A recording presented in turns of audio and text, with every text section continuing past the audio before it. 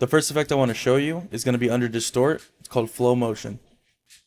So let's go over here to our Effects and Presets tab. Let's go to Distort, and right here you'll see Flow Motion. We're not going to add this to our layer, but I'm going to show you what an adjustment layer does. To make an adjustment layer, you're going to go to Layer, New, Adjustment Layer, or the short keys Control, Alt, and Y. An adjustment layer is somewhere where you can put all your effects, and you can do it on multiple clips. If you drag this effect just to this clip, only this clip will have it. In this case, it doesn't matter if we do an adjustment layer or on the clip, but I want to show you what an adjustment layer does. So let's drag our effect onto our adjustment layer. This effect right here is going to pinch our footage, so we're going to want to keyframe this, and let's do something unique.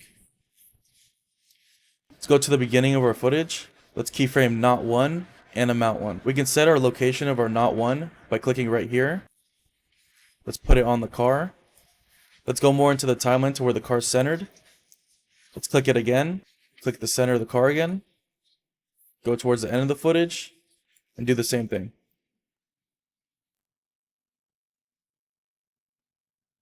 Now if we open up our keyframes, we can see we have 3 keyframes made. At our first keyframe, let's adjust Amount 1. Let's go to about 115. Go to your second keyframe, and let's bring this down to 0. If you watch this endpoint right here, you'll notice it stops roughly.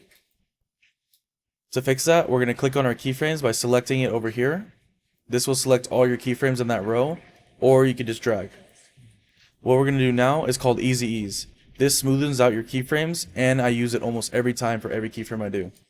You can either press F9, or you can right click, Keyframe Assistant, and go Easy Ease. It's a lot smoother now on the end. Since we're not ending this effect at the end of this footage, we got to make sure that in our main composition, it looks solid.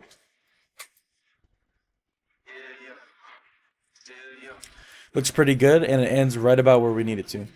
Another way to know your footage ends in a pre-composition is by going to the end of that footage, double clicking it, and you'll see this is where it ends. So let's drag these keyframes right here. Let's go back to Comp 1, and let's do some scale and rotation.